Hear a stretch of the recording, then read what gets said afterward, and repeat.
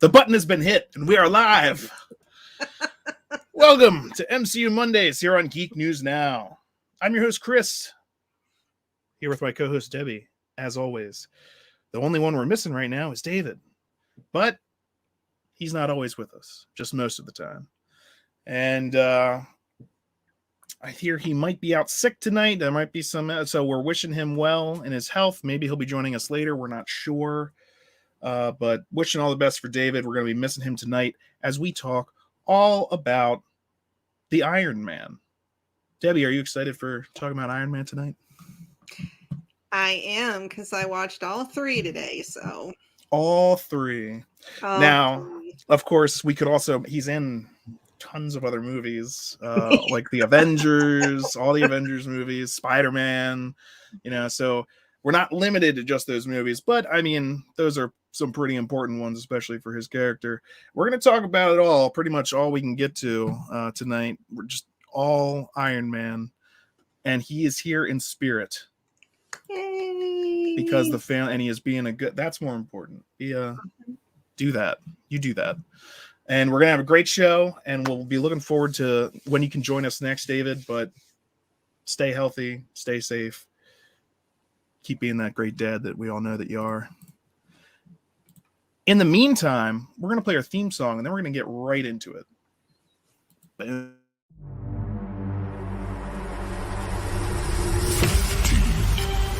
14, 13, 12, 11, 10,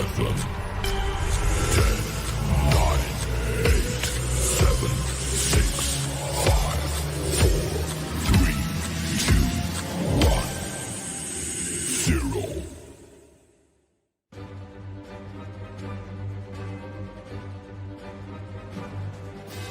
It's MCU Mondays on Geek News Now. We're talking about Marvel on Geek News Now. Talkin, Winter Soldier, then there's Loki coming next. The movies that on TV and the comics and the rest. It's Geek News Now. What I'm talking about. Ooh, that is the older version of the theme song. I just need to have some Iron Man. Out of it. Yeah. Easy with Chris. Now here's Debbie and Chris because I'm a considerate man.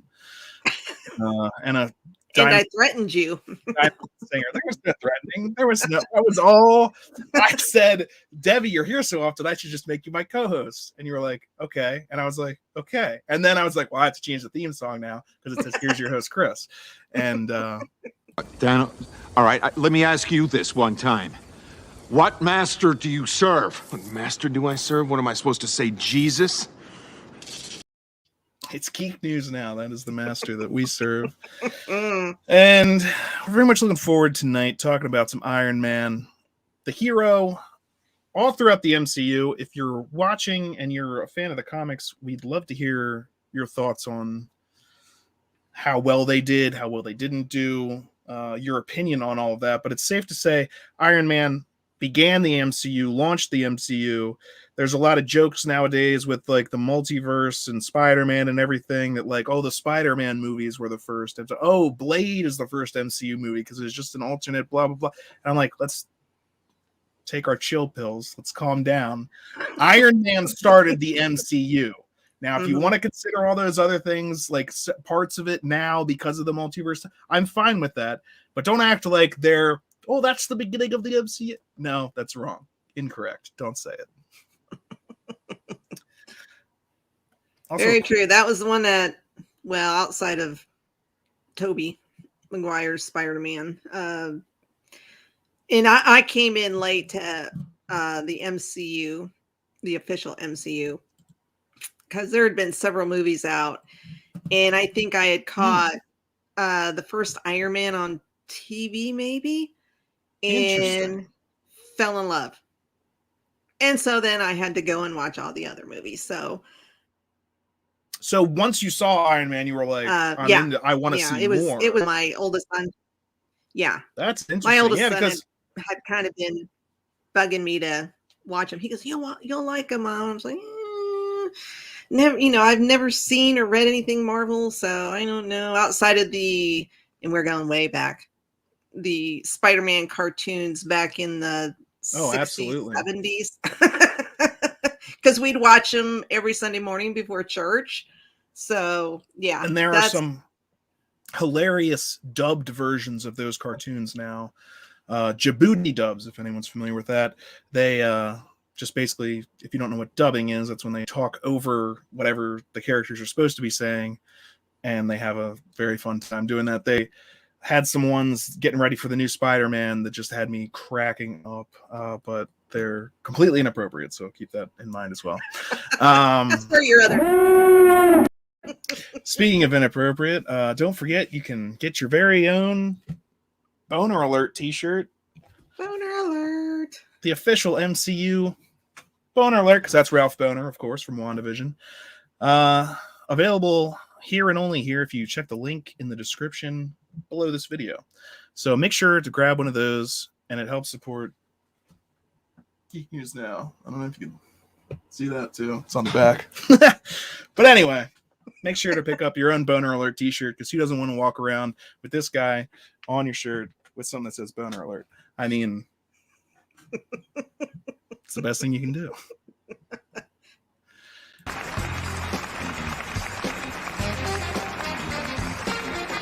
Yeah!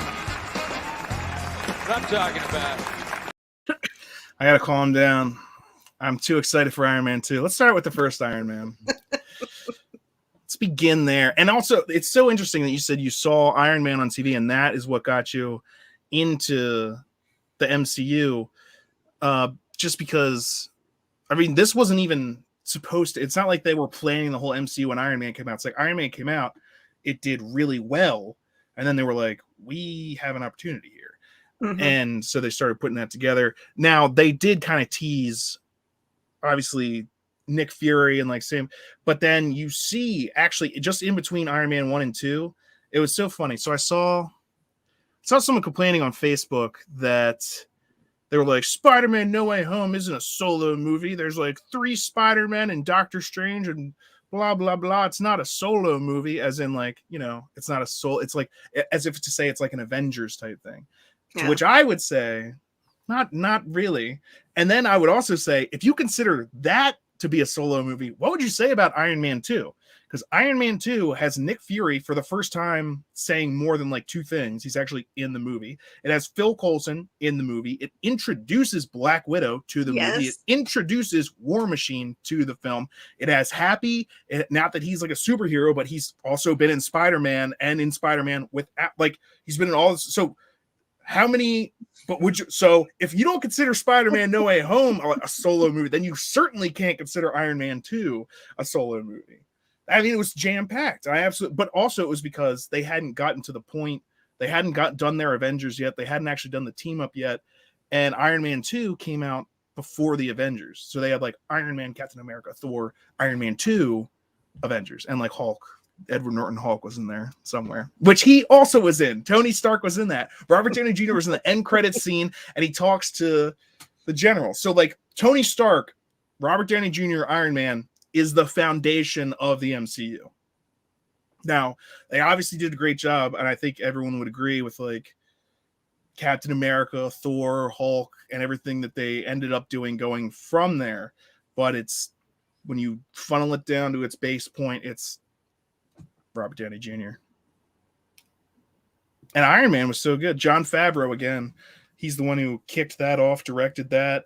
And if you're not familiar with him, he's the one doing The Mandalorian. He's the one who made Elf. He decides to make a Christmas movie, and it's Elf, and it's like one of the best ones ever. He's like, I'll make a Marvel movie, and it's Iron Man. Kicks off the MCU. It's like, I'll make a Star Wars thing. It's The Mandalorian. It's bringing people back from whatever your thoughts might have been on the sequels, but I think a lot of people on both sides enjoyed The Mandalorian. So I don't know. Jon Favreau, stay alive.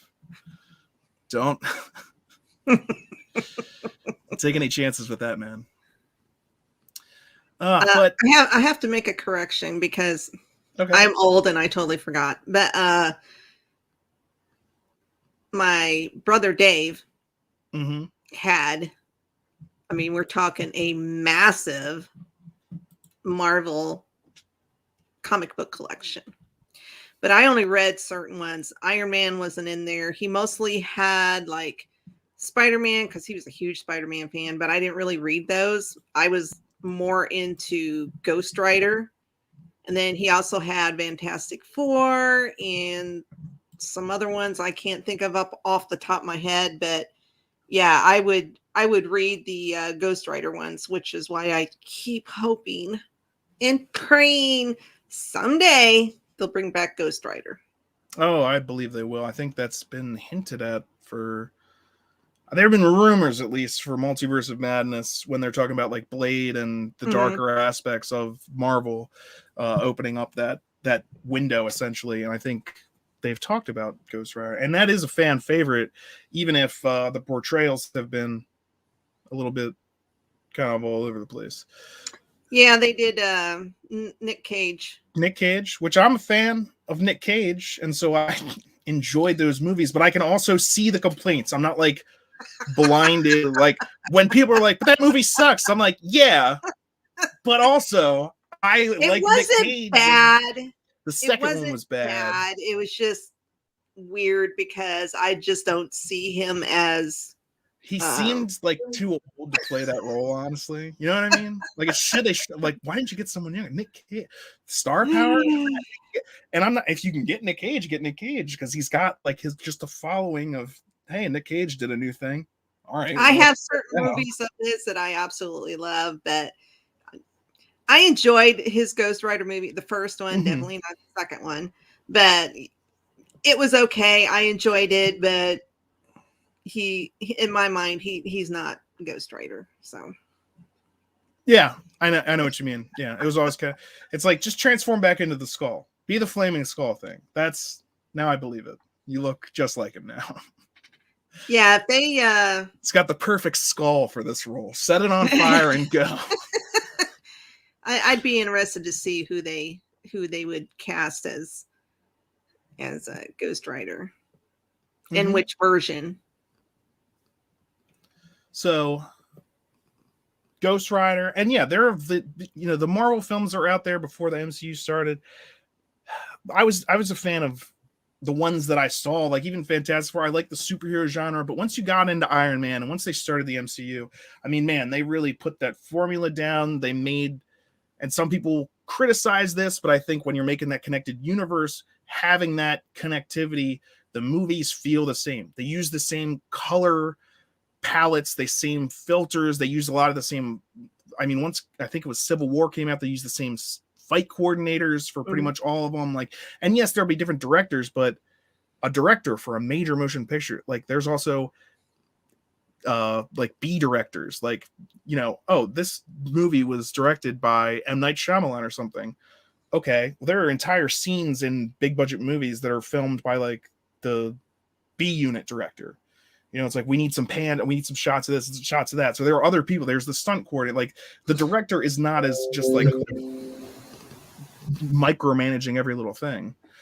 So that connectivity, and that's why even Eternals, while it stumbled, I think plot wise, it's got the Marvel look and feel to it. So I think them doing that makes a big difference. But that also, it started with Iron Man. So the original Iron Man didn't have that going for it. It set the tone, and it set the tone with Robert Downey Jr. It set the tone with Clark Gregg being Agent Coulson, and his kind of like just being in the background, the SHIELD agent, or the Strategic Homeland Intervention Enforcement Division. You guys need a better name than that. I say it the whole time, and that's great. It gets you hints of this bigger world that's out there, but the entire movie is very much Iron Man. And and the Iron Man movie by itself didn't even need a trilogy for great character development. He starts out as a selfish, drunken, playboy, rich, genius, but just selling weapons. He doesn't care. He just, yeah. And I love his story arc because, as you said, he starts out as, I mean, he's definitely a genius. He was a prodigy, but once he got once he got older and got control of the company, I mean, he just, literally went off the deep end. And what's interesting, and I think I brought this up before when we've talked about Iron Man, but his story kind of parallels Robert's personal story. Because Robert started out as a great actor. If you haven't seen Chapin, Weird Science. yeah, I mean, but Chapin is a great movie, and I believe he won an award for that. If you haven't seen it, go check it out.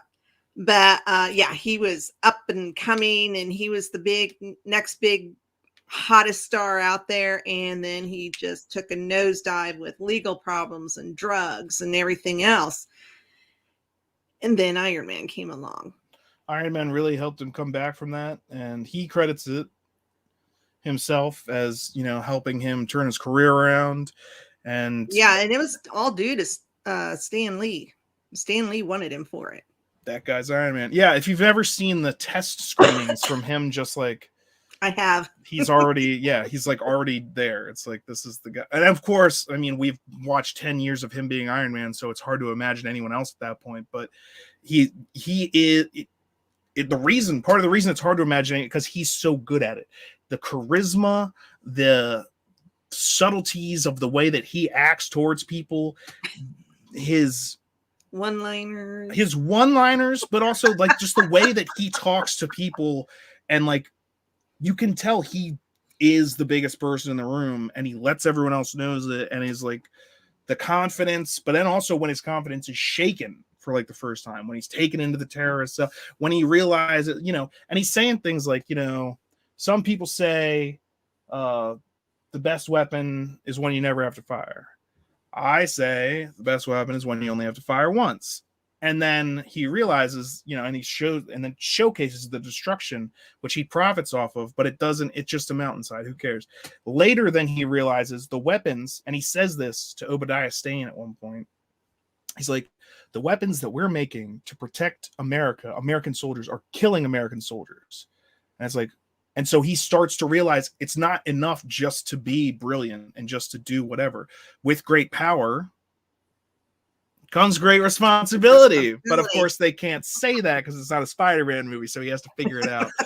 But the implication is there. The implication is there entirely. And once he starts to take responsibility, he realizes that he was just being used. He was just been a face that the company can use. And of course, Obadiah Stane even says, looks like the golden goose had one last egg. They don't necessarily care about him for anything other than what he can get them. And that's pretty much it. And for the most part, what he can get them is a free reign to do whatever they want, as long as they have him to showcase. But then he starts taking responsibility. He starts questioning things. And so they're like, yeah, let's just kill him. Yeah, why not? The guy that, oh, by the way, I had your father killed too. It's like, thanks, evil stepdad. Like, wow, that is rough. And so he has to come back from that. And it's like, what do you care about? And that's even the proof that Tony Stark has a heart is in that first one, when he has to go use the old. So overall, the first Iron Man set the tone for the MCU. Absolutely amazing. Robert Downey Jr. And there's a reason they used him in so many other movies too, like Spider-Man, like Avengers. Of course, he's going to be in it, but he's in also like Spider-Man is in the end credits scene of the Hulk. He's in Captain America: Civil War, but everyone was in that. But the more we can have Robert Downey Jr. up there being Iron Man, the more people are gonna. Well, he was the leader. I mean.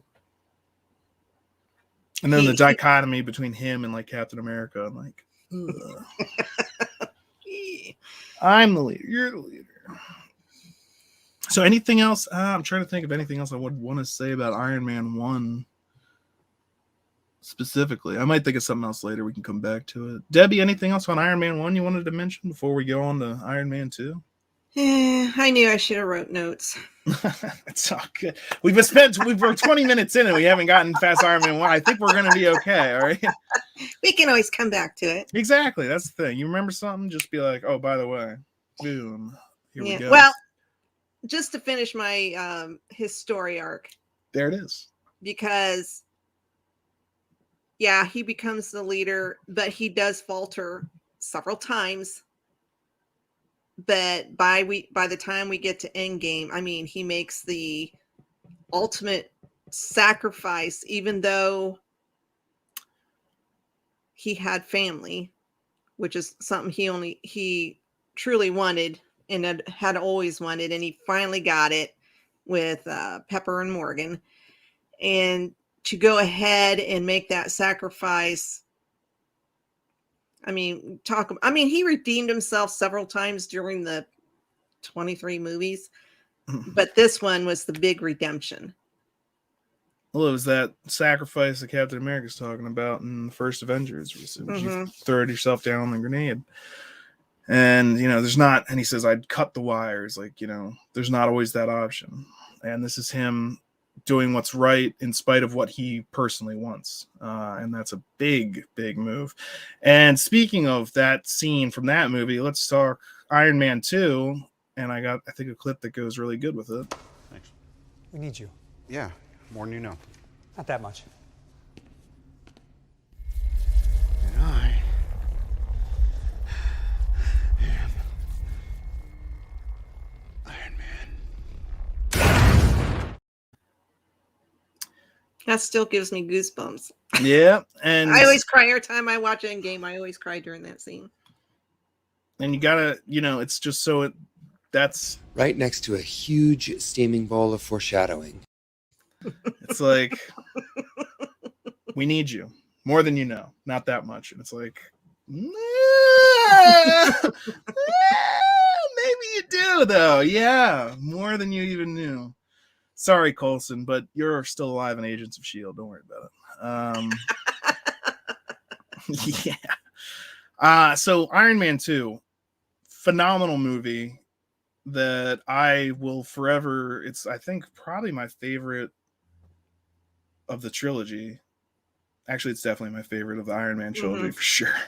A lot of people like to give it crap. They give the second and third one crap. I give the third one some crap, but I still understand why they did it. The second one, though, I mean, it's got tons of Happy. It's got tons of Tony Stark. It's got the introduction of Scarlett Johansson as Black Widow. It's got Nick Fury being a character instead of just like an end credit scene. He's actually in there several different times. He's at the donut shop. He comes to his house. He has like a talk with him. And then he's there at the end when they really start talking about the Avengers Initiative. And then you have all of that. You have War Machine introduced. We have Sam Rockwell playing my favorite character, Hammer. And, the humor that they bring out in this movie is absolutely fantastic. I love it. Let the record reflect that I observed Mr. Hammer entering the chamber, and I am wondering if and when any actual expert will also be in attendance.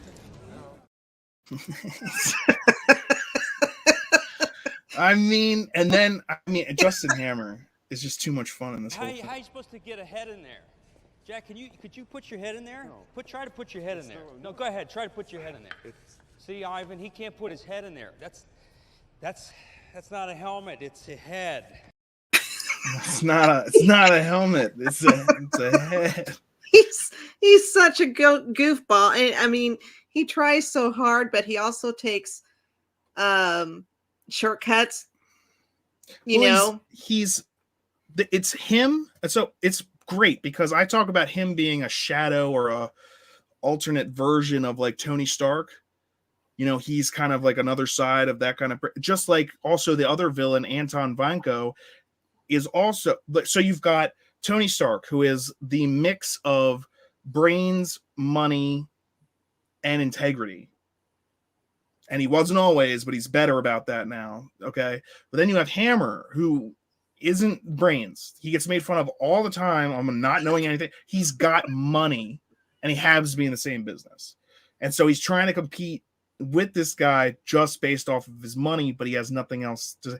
And then Anton Vanko has intelligence, no money, and no integrity. Like, he's all about the vengeance and just doing whatever it takes to take down. He's all about that. That's all he cares about.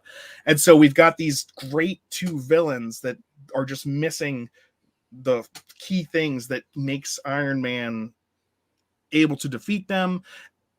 We also have the whole arc of War Machine getting involved. Rhodey. Hey, buddy. Didn't expect to see you here. Look, it's me. I'm here to deal with it. Let's move on. I just drop it. All right. Of course, being And that played was by... a new Brody. That was the introduction of exactly the new Brody. Introduction. And this is talking about the first Iron Man. Let's jump back real quick. David said, it's kind of surprising the movie did so well, being that Iron Man was not one of the most popular of Marvel's heroes. Yeah. I mean, a lot of the slate of heroes that they had were not, that you didn't have the X-Men. You didn't have, that was owned by Fox. They didn't have Spider-Man. They did, so those were like the top tier that people wanted to see. So they're like, let's do what we can with what we got. And it's partially the fact that they did so well making the movies, writing the scripts, picking the actors for it, that made these now these are like top tier heroes. These are homemade names. Okay. There's my boy 19K Fox. No idea where Iron Man 2 gets so much hate. I love it. I love it too. I have no idea. The weapon sales pitch is amazing. Yeah. I wish I had time to put more of that clip together, but all I've got is just one little part from the end. I wanted to get the ex-wife, but Are you gonna do this? Give me something here. You're like a sphinx. I can't read you. I think I'll take it. That was my favorite. But he's got the whole the boys in uniform call this Uncle Gazpacho or Puff the Magic Dragon. Oh, that a little too much downtown for you? Yeah, shotgun. Wow, you're not a hunter. All right, I'm gonna put this over here. This is the Cohiba, the #1. I call this the bunker buster. It'll bust the bunker underneath the bunker that you just busted. I call it the ex-wife. And then when they use it, then it was, yeah. It like fizzles out and makes a little fart noise. And Tony goes, Hammer Tech. And he's like, yeah. David, yeah, I think that's probably a lot of people's biggest problem is whiplash. And I just don't even care at this point. But I think they could have done better. I'm sure. I don't think I didn't mind having Mickey Rourke as Whiplash. It was just that they didn't give him time to really develop. To me, I mean, there wasn't. We got a bit of a backstory with him, but it was just like. Well, it's just kind of a rage. Felt rushed. And it was also part of that mistake that the MCU was making at the time, which was just killing off the villain. You have a villain, then you kill them off. And that the first 2 Iron Men did that. You have the villain, then he dies. Like, we can never use him again. In comic books, especially if you're trying to do a long form thing, I mean, they're always coming back and switching sides and doing all kinds of crazy stuff. When you just kill them off every time, there's no chance for redemption for that character, for more of a setup, blah blah blah, unless you do like a soap opera type thing and they're like, it's a twin brother, there's but and which is comics, you can do that kind of stuff, but it's easier if you just don't kill them off completely. And that's actually one of the great things about Iron Man 2. They did do that with Whiplash, but they didn't do it with Hammer. You started to think like a CEO, taking out the competition. I like that. You think you're making a problem for me? I'm gonna make a problem for you. I'm gonna be seeing you again real soon. Now, what's great there is, bring him back. Armor Wars, bring it back. The great thing is, okay, let's watch that again real fast, just because. You started to think like a CEO, taking out the competition. I like that. You think you're making a problem for me? I'm gonna make a problem for you. I'm gonna be seeing you again real soon. It's perfect because he's always wrong about stuff. So even if you bring him back, it's not real soon at all. It's been 15 years. 20 years. But now Tony Stark is gone. He still has vengeance. And who's he mad at there? Who's he yelling at? Not Tony Stark. Pepper Potts. Guess who's still potentially around? Pepper Potts. Armor Wars, get Don Cheadle back and get Hammer back in business, baby. I mean, one of the best parts about this movie. I want my board. Well, okay, nothing's impossible. Are we talking about, is this a bird back in Russia? Is this a Russian bird? Great bird. It's a beautiful We got this all the way from Russia. Hey, man, this not my bird. Well, listen, even if it's not the bird, I mean, this is a gorgeous bird. It's a good. Is that your bird? I'm confused. You said it wasn't, but now it looks like you're best of pals. You love that bird, don't you? You know what? Take the bird. He tries to be threatening, but he just cannot pull it off. Oh my gosh, it's not letting me. Okay. He does. Well, it doesn't work for him. He's not a threatening guy because there's another point in the movie where he's talking to Ivan and he's like, you and me are basically the same guy. I just have resources. And it's like, you couldn't kill someone if you had a gun in your hand. He doesn't have the confidence or the arrogance. I mean, he's cocky, but not in a good way.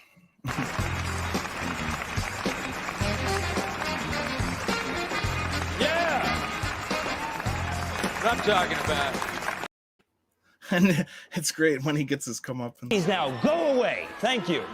Listen, we gotta get these bitches out of here. And you tell me who's behind this. Who's behind this? So we gotta get these bitches out of here. Bam! Do you speak English? Because I can get a translator. I don't know. Have you been understanding everything I'm saying? Very good, man. Very good, man. Very good. You dig what I'm getting at here? Слишком много говоришь. I don't know if you know this, but I don't speak Russian! Each set of drones is communicating in its own unique language. We'll choose one and focus on that. Have you tried Russian? Why don't you try Russian? He's so good. He's so good. And like that's just like one character. Like Tony Stark's doing stuff, and when Happy and Black Widow break into the place, and he manages to take out one guy. He's like, "I got him!" And he looks down the hall, and she's taking out a hallway full of guys. Oh man, it's the back and forth, the up and down, drama, comedy, action. This movie is right on point with it. They could have done better casting for Ivan Vanko, but I don't know. A lot of overall, I mean, one of my favorite Marvel films, like,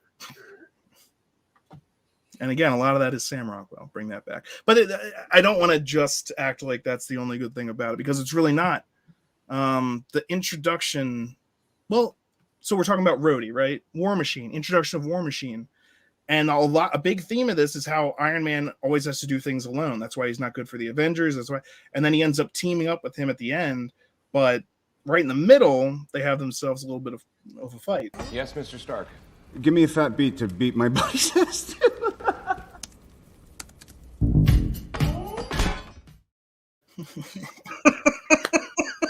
Give me a fat beat to beat my buddy's ass too. So many great lines. Yeah. Yes. I heard that the U.S. Army got the Air Force got control of one of your suits. Well, he took it. He just took it. Little brother walked on in there and just took it. Is that possible? It's like, no, it's actually not. So all of that greatness surrounds kind of this moment in the middle where we get some real emotional, meaningful background and like info about Iron Man, how he feels about his father, the one who started the business that like he's a part of, his father, like how he feels about him, and then learning, like we see up to this point how he thought his father thought about him. And so I have a clip here to go with that.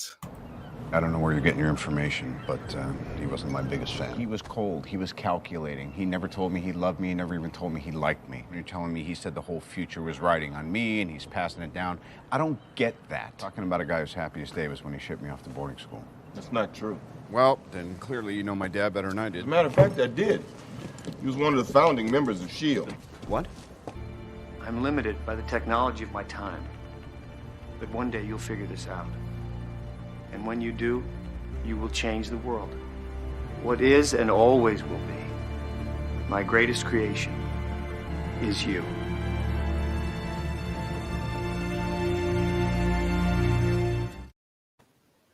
Then when he actually meets his dad in, Mhm.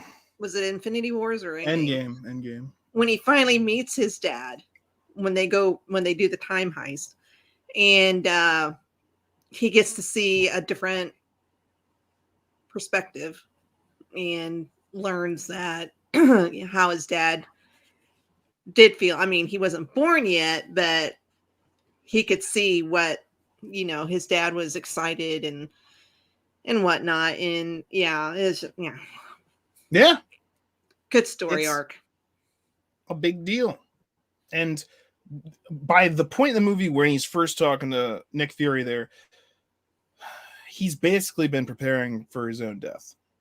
Now, he's not trying to commit suicide. He would like to live, but the only thing keeping him alive is also killing him, and there's no solution to that. So he's kind of putting things in order. That's why he promoted Pepper. That's why he gave the suit away to Rhodey. He's just getting ready to die. And then even when he learns that information that Nick Fury's like, your dad thought you were the only one who could do, he doesn't quite believe that. And he's still at the point, I couldn't include it in the clips because I can't put the whole movie in there, but he's trying to figure this out. He gets to the end of the Notebook. He's watching this old reel and he's just kind of like done with it. He sees that part and he's like re-inspired, reinvigorated. He doesn't give up. He gets this new boost of maybe who knows. And then another great line is when he finally starts doing his 3D thing of the model and he's playing around with that and he's like whoosh, and he expands it and he's looking up at it and he's like, been dead for almost 20 years, still taking me to school. It's just a really great. There's so much in this movie that I'm a big fan of. I mean, man, when they're flying in the end, when they're being chased by the drones and they go past the car, like he goes by himself and the car alarms for like a little bit start going off. And then like a flurry of them go by and it's like all the car alarms start going off. I'm like, it's the little things like that. Grab your socks and hold on to your Crocs. We're about to go for a ride. You're going to get wet on this one. And then he like bounces off inside of that globe and he basically, metaphor, blows up the world when he does that. But Iron Man 2, I could go on. I don't think I have. Oh wait, I'm not saying that from the ashes of captivity never has a greater Phoenix metaphor been personified in human history. I was like, have I used all my Iron Man 2 clips? And actually, no, I haven't. Sir, I'm going to have to ask you to exit the donut. That's an iconic scene. I mean, they use that in the What If. And this is also the start for in Iron Man 2, the start of the real start for the romance between Tony and Pepper, because I think he's always had a thing for her, but because in Iron Man 1, if you watch them interact, he's always got that long lost puppy dog look, when he's looking at her. Well, she's like, first of all, she's been managing his life, he's like a brilliant but distracted genius, so she takes care of the day to day. Yeah, that very much too, which is what are you gonna do? Yeah, but very much like she takes care of him, and so they have a professional relationship, and so it's weird for them to think in that way. But then they dance, and then that's awkward because she's about to kiss him, and then he's like, I wasn't doing that, and then they're just like and then so in this one again there's the Scarlett Johansson introduction, and first she's just a hot chick from legal and he's like, I want one, and she's like, no, and there's kind of this like, she's not your assistant anymore, you just made her CEO, why does she still control like who you're allowed to see and these other things, and they have this kind of like weird relationship there where you can see that and he's trying to be like a better person too, but yeah, he's not quite there yet. Yeah. And so at the end, they end up, and throughout some of the other movies, you know, they're on and off again. It's not necessarily on screen, but they're like, "Where's Pepper?" And he's like, "Oh, we're bleh." I think in like Civil War, they're not together, and then they get back together, obviously, because the child. But in Iron Man 2, yeah, at the very end, they end up kissing after he saves her, which was a great save, by the way. Very much a superhero save, but not your typical catching them when they're falling. Is actually picking her up and lifting her into the air to escape that bomb. But they land on that roof and they start making out, and Don Cheadle's like a couple of seals fighting over a grape. Get your own roof. Get your own roof. I was here first. Yeah, so I mean, so much fun. Iron Man 2. Anything else you wanted to add, Debbie? I know I go off when it comes to Iron Man 2. That's all right. I know how much you love it. It's a good one. But you got anything else? No? No. Yes? No? Okay. Iron Man 3. But forgot to use that. Probably could have used that at some point. This is not the Iron Man 3 is probably not the time to use this because it spends a lot of the time not in the suit. A lot of people, I think the what's that one site called where they're like accurate trailers or whatever, like real trailers. I forget where they just remake the trailers and so they're like instead of Iron Man, they call him Regular Man because he's like not in the suit a lot of the time. Well, he was having major problems in this movie because he was suffering from major anxiety. PTSD. You're having an anxiety attack. Me? Like, he doesn't even understand it. That's great. And it's a great, people don't understand. They're like, he's supposed to be Iron Man. Da, da, da, da. It's like, he just flew through the wormhole. That's literally what the kid says that triggers his PSD one time. Mm-hmm. And then another time, the other kid asks him later, a different child. It's like, and he's getting, so children can't even ask him a question without him like having a panic attack. And that in the restaurant. Yeah. And people are like, well, who cares? And I'm like, well, consider Age of Ultron then. Why do you think he was so concerned about making something to protect the Earth? Because he just did that. And he's literally having panic attacks, not just about himself, about the entire world. How am I going to protect the world from this? Because if you watch Iron Man 1 and 2, especially 2, they mentioned like he's like, I privatized world peace. Iron Man is the nuclear deterrent. Now, that's kind of before like Thor and all these other things show up that really start escalating stuff. But in the world that they existed in, at a certain point, he became world peace or like a war deterrent or this type of thing. And so he considers that now his responsibility. That's what he's supposed to do. People expect that of Iron Man. He will protect us. And so he says, how do I actually do that when that's what's out there? And so that's why he's so obsessed with creating Ultron. And it's a huge motivation for his character. And I think Iron Man 3 is a great way to show that, him compulsively making suits. Because that's how he did it the first time. I'll just make more suits. I'll make more suits, and then I'll be able to. This one can do this, and that one can do that, and I'll be able to. Anything that comes along, I'll have the suits. You know, I'll have the suits. But then that's not enough, and it's never. And he's losing sleep. It's showing a breakdown of himself, and then his armor breaks down, and so he has to repair himself and his armor. And that was another great line actually from Iron Man 2 is when he buys the strawberries and he gives the guy the watch, and the guy's like, "Are you Iron Man?" And he's like, sometimes. We believe in you. Yeah, he calls himself the mechanic. And so do you think we'll be seeing that kid? We saw him in Endgame. He was at the funeral. Do you think we'll be seeing him again?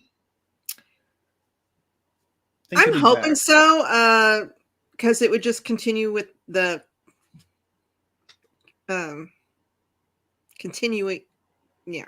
It'll just continue everything because, I mean, possibly, I don't know about Armor Wars, but what's the other one that's coming out that he could possibly?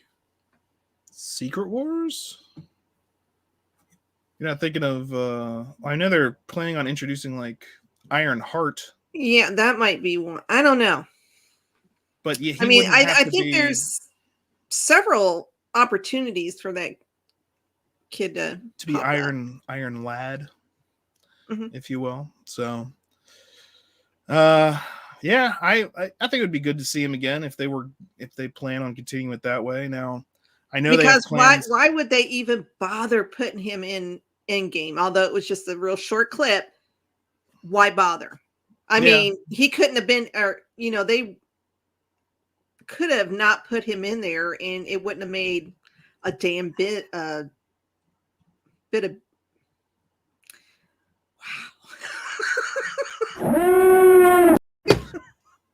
Why wouldn't would have they put made him a in there? difference.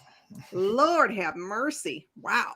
Tongue tied. Yeah, it wouldn't have made a difference if he had been left out. So why bother putting him in? Yeah, and actually, a lot of people were like, "Who the hell's that?" I saw a lot of people online and were like, "Who's that?" Because he also he's older than he was. I mean, it's not just when the movie was shot. Like the person he's grown. He went through puberty, but also it's like later in the. So he looks different. Yeah, he's probably and late a lot teens, early 20s by now, or Iron Man by the 3 time of Endman. Iron Man 3 is a lot of people's least favorite.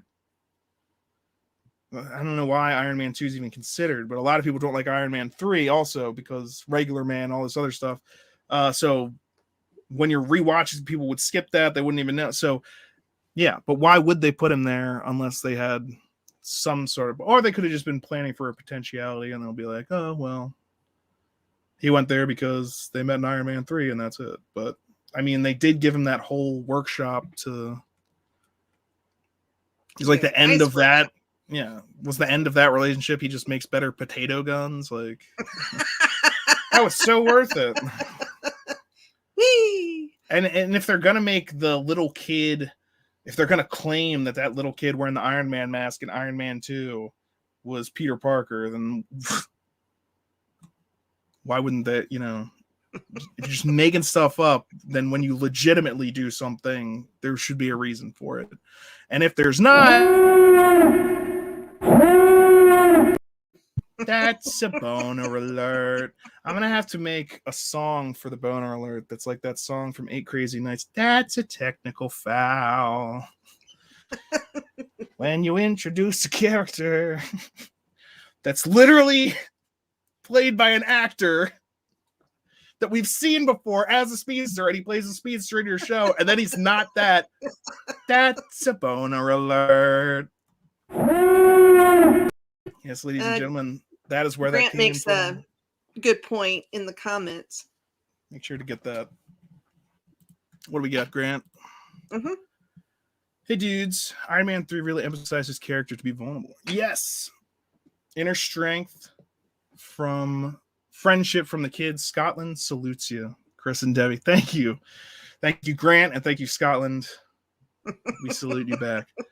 And we were talking about that a little bit earlier. As I mentioned, I think that's when we started talking about Iron Man 3, I kind of went off on. A lot of people don't like it because he's seen as regular man, but that's very important to his character. It motivates what he does in Age of Ultron. It shows why he's so desperate to find a way to create this suit of armor around the world. He's created a suit of armor around himself, but has he protect the whole world? And Iron Man 3 is great and at the end of it, he gets the thing taken out of his chest. So he doesn't even need that. And that's also important when it comes to like Infinity War and Endgame, because he's talking to Pepper and she's like, well, why are you wearing that? And he's like, the thing, because he doesn't need it anymore to live, but he's keeping it just in case. It's like carrying a gun or something, but it's like way better than a gun. It's a high-tech prosthesis. That's the best way I can describe it. So yeah, absolutely. I think Iron Man 3, there are problems with it, and I see them. It's not perfect. It's I would say it's lower. It's probably my least favorite of the 3, but that's not to say I dislike it. I do not dislike the film, but I would say I like the other 2 better. Right. And I think that's. I think I could safely say that the majority of the films, there's issues. Some are bigger than others. Well, I don't think any of them were perfect. Iron Man 3 has a giant boner alert, though. like the original almost, which they tried to course correct with Shang-Chi. But I'm talking, of course, about the Mandarin, and that was a massive boner alert. Now, and let's talk about exactly what I mean there. When the trailers for Iron Man 3 came out, they very much hyped up the Mandarin. And if you were to look that up, if you were either a comics fan, you knew the Mandarin, the 10 rings, holy crap, I want to see this. A big Iron Man villain, oh my gosh, I want to see that. They've been hinting at it since Iron Man 1 because that terrorist group was called the 10 Rings. Holy crap, they're bringing this all together. Trilogy ending, oh my gosh, oh my goodness. No, it was just a joke. It's a, yeah, get it? It's a... Oh, now he's, yeah, it's... Oh, I'm an actor. Trevor Slattery. Which was funny. It was funny, but when you build up the entire premise of the movie on one thing and then you bait and switch people when they get into the theater, guess what? That's not a great way to do things. You can do things like that on a smaller scale. For instance, Infinity War, when they show the Hulk running in Wakanda, but he's never actually there. That's different. I'm getting an echo. Debbie, I don't know if your cat walked across. All right, it's gone now. I don't know what just happened, but I was getting an echo. I didn't like it. But yeah, when you have Infinity War, they made the fake trailer where the Hulk was running, and that was to keep, they didn't want to give away what was going to happen in the movie. I get that. I can understand that. On the other hand, they did that in No Way Home. If you watch the trailers, there's a lot of stuff that's nowhere in the movie. Like what? Where Wong tells him not to use the spell or something like, and it shows him going off. That's not in the movie. It's in the trailer, but it's not in the movie. Oh, it was in the movie? I don't think so. Yeah. He leaves. Did I fall asleep? I think you did. How'd you fall asleep? No way. That's definitely in the movie. I don't remember anything that was in the trailers for that wasn't, other than when they digitally removed Spider-Man from that fun. Now that, yes. I was thinking there were some other things that's what I was thinking when I was watching the movie. I was like, well, that's not how it went in the trailers.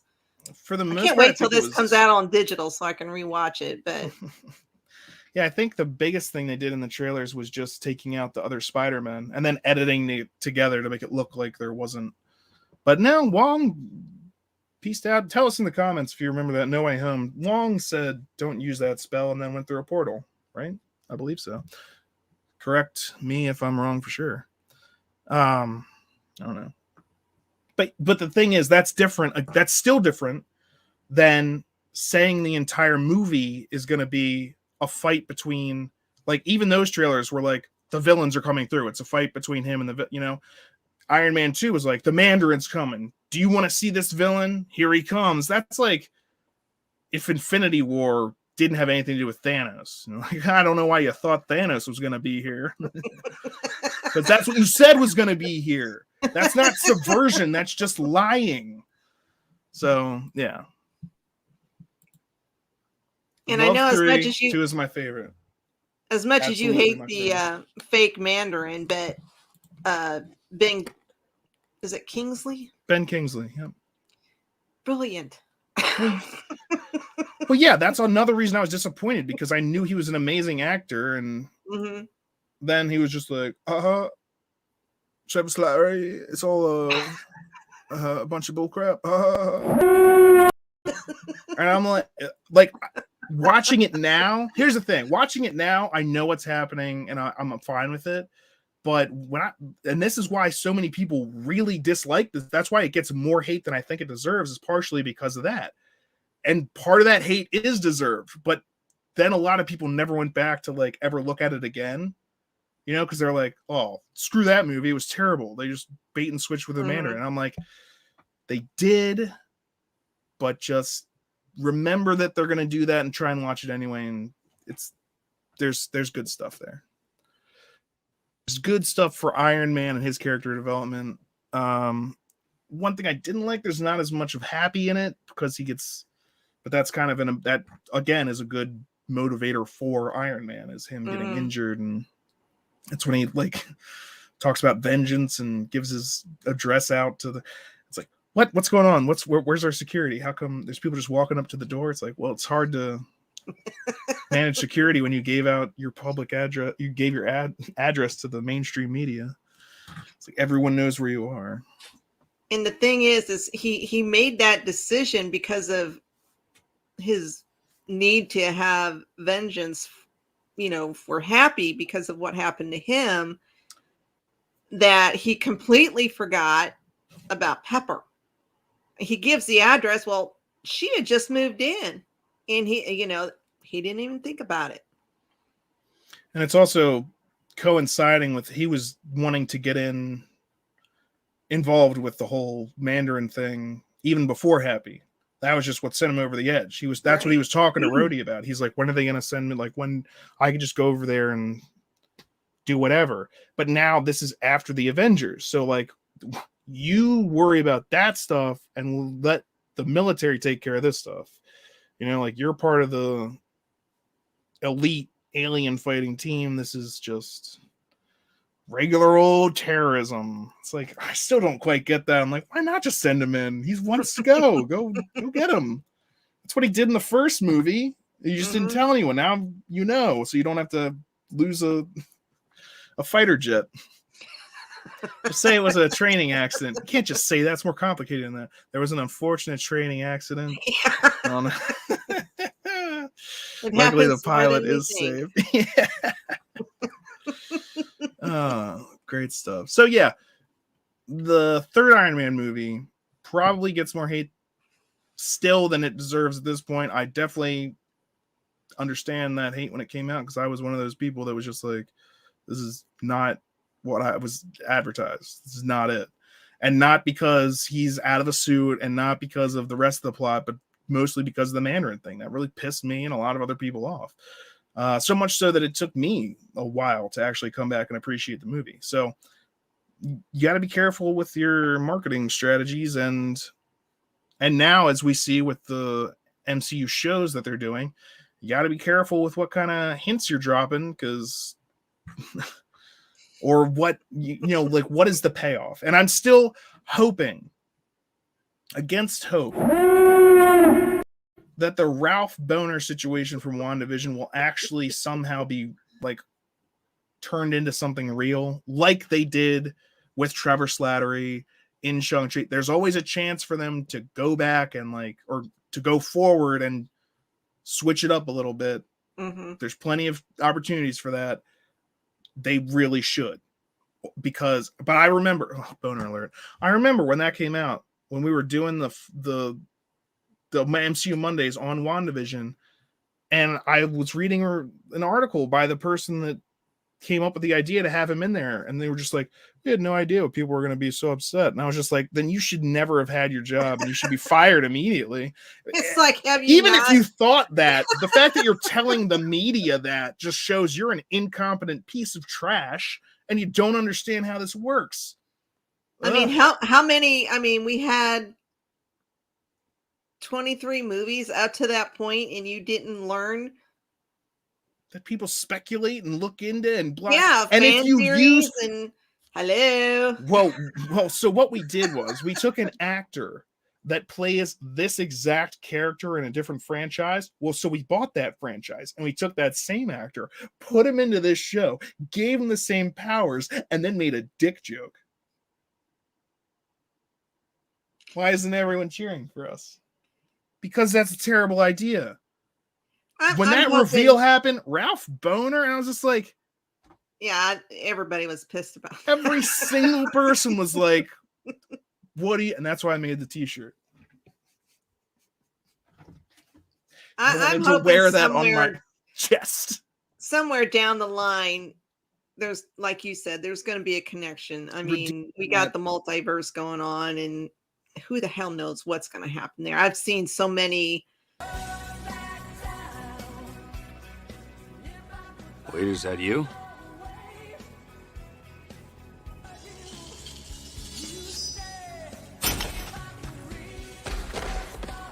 Hey, it's me.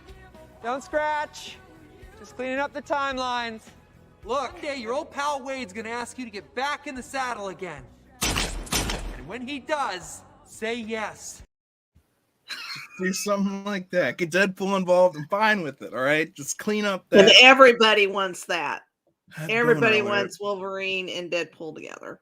Oh, At least for my one movie. goodness. Yes, please. Yes. Oh my god. But yeah. So, Iron Man 3. Well, we're about in an hour. I think maybe we can put. We don't know when the next MCU thing is going to be coming out. The next thing for sure that's been confirmed is Multiverse of Madness. Now, I think Moon Knight is possibly going to be coming out before then. What I'm saying is we've got time to have more discussions before the next breaking thing comes out. So I think the next TV show is March.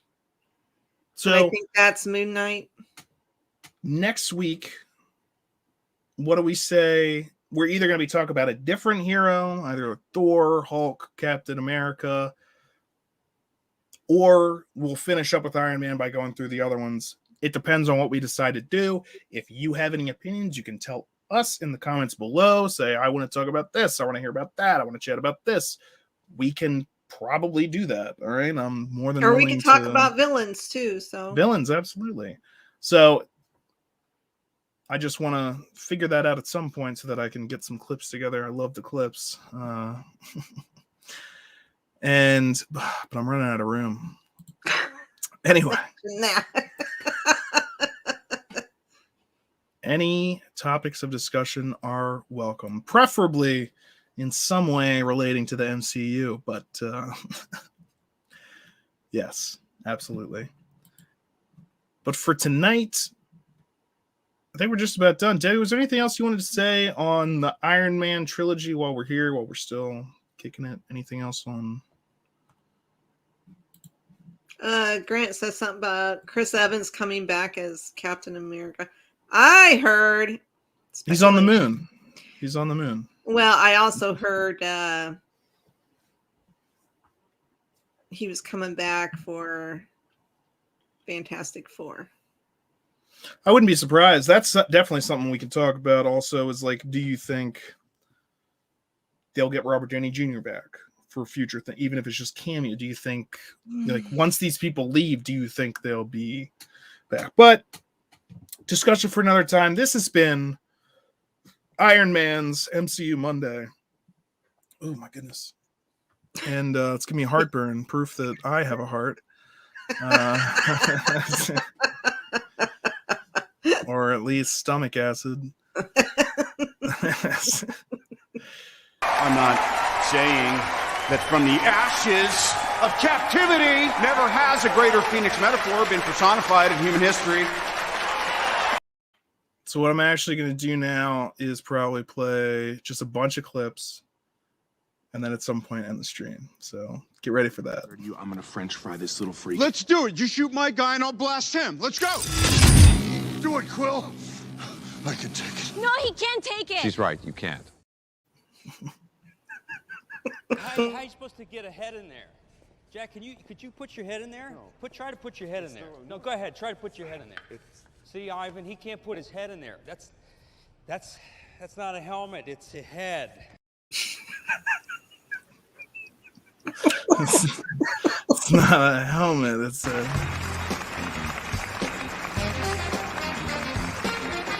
Yeah! What I'm talking about. Do you speak English? Because I can get a translator. I don't know. Have you been understanding everything I'm saying? Very good, man. Very good, man. Very good. You dig what I'm getting at here? Слишком много говоришь. I don't know if you know this, but I don't speak Russian! Each set of drones is communicating in its own unique language. We'll choose one and focus on that. Have you tried Russian? Why don't you try Russian? Happy birthday, Grant! Happy birthday, Grant! Thank you for joining us. Oh, we appreciate it. And you. And oh man, birthdays. Do I have a birthday thing? I don't think I do. I have a birthday clip. I don't think so. I think I could slap you in the face. What's the matter? You missed that? It's okay, I can do it again.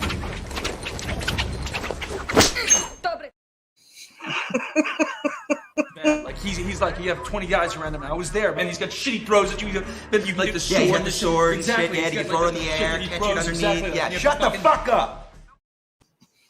All right. We're gonna call it a night. Thank you all for joining us for MCU Mondays. As usual, I had an amazing time. Debbie, I hope you did as well. Always do. Always do. All right. Someone just joined us, but sorry, we're out of here. Shit! Language. Wait a second. No one else is going to deal with the fact that Cap just said language? Just slipped out. Find the scepter. And for gosh sake, watch your language. That's not going away anytime soon. You bet your ass. Steve, you said a bad language word. Did you tell everyone about The that? head was imprinted.